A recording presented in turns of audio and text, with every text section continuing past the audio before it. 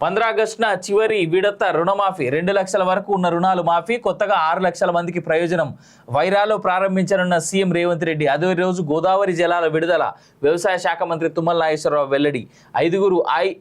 ఐదుగురు PACS కార్యదర్శుల suspension. రుణమాఫీలో ప్రభుత్వానికి తప్పుడు సమాచారం ఇచ్చినందుకంటూ చూస్తా ఉన్నాం కదా, అది చూద్దాం రండి. ఫస్ట్ మూడో విడతలో 6 లక్షల మందికి రైతులకు రుణమాఫీ చేయనున్నట్టుగా వ్యవసాయ శాఖ మంత్రి తుమ్మల నాగేశ్వరరావు వెల్లడించారు. సుమారు 6,000 కోట్ల రుణాల మాఫీ కానున్నాయి.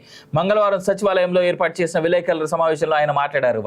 వరంగల్ డిక్లరేషన్ లో ప్రకటించిన విధంగా తమ ప్రభుత్వం 2 లక్షల రూపు రుణ మాఫీ చేస్తుందన్నారు. ఈ నెల 15వ తేదీన స్వాతంత్ర దినోత్సవ వేడుకల రోజున ఖమ్మం జిల్లా వైరాలో సీఎం రేవంత్ రెడ్డి 3వ విడత రుణమాఫీని ప్రారంభిస్తారని వెల్లడించారు.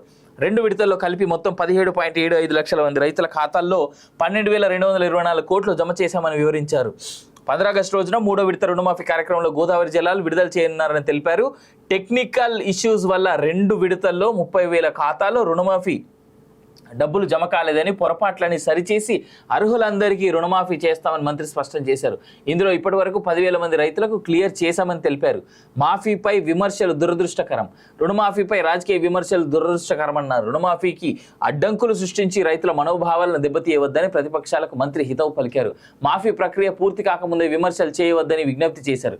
పంటల బీమా ఈ ఏడాది అమలు చేస్తామని, రైతు భరోసాపై 3-4 జిల్లాల్లో అభిప్రాయ సేకరణ కొనసాగుతుందని మంత్రి వివరించారు. సాగులో లేని భూములకు పొందిన రైతు బంధు రికవరీ చేసే ఆలోచన ప్రభుత్వానికి లేదని తుమ్మల తెలిపారు. అన్ని బకాయిలు విడుదల చేయిస్తున్నామని పేర్కొన్నారు. రైతులకు విత్తనాలు లోటు లేకుండా సరఫరా చేస్తున్నామని, కేంద్రం కొంతగా అనాసక్తిగా ఉన్న ఎరువులకు ఇబ్బంది లేదన్నారు. రాష్ట్రానికి రావాల్సిన కోటా యూరియా, డిఏపి కేంద్రం వెంటనే స్పందించి రాష్ట్ర రైతులకు సమృద్ధిగా ఎరువులు అందుబాటులో ఉంచాలని కోరారు. సో ఎట్లా చూసుకున్నా కానీ రైతు రుణమాఫీలో ఇప్పటి వరకు రానటువంటి 30,000 మంది రైతులు ఇష్యూస్ ఏవైతే ఉన్నాయో అవి కూడా రెక్టిఫై చేస్తూ ఉన్నాం అంటే చెప్తా ఉన్నాడు. అండ్ ఆగస్టు 15న ఎట్టి పరిస్థితుల్లో మేము మిగిలిన 2 లక్షల రూపాయల రుణమాఫీ కూడా కంప్లీట్ చేస్తామని చెప్తా ఉన్నారు. ఈ విషయంలో మెచ్చుకోవాలి. అండ్ 30,000 ఇక్కడ వీళ్ళు చెప్తున్నటువంటి లెక్క ప్రకారం కేవలం 30,000 మంది రైతులకి మాత్రం ఈ 2 విడతల్లో కూడా ఈ 30,000 మందికి ఇప్పటి వరకు రుణమాఫీ కాలేదని చెప్తా ఉన్నారు కదా. ఆ 30,000 మందికి సంబంధించి ఆల్రెడీ 10,000 మందికి ఇచ్చారన్నారు. కానీ ఈ నెంబర్ ఇంకా ఎక్కువగా ఉండేందుకు ఛాన్స్ ఉంది.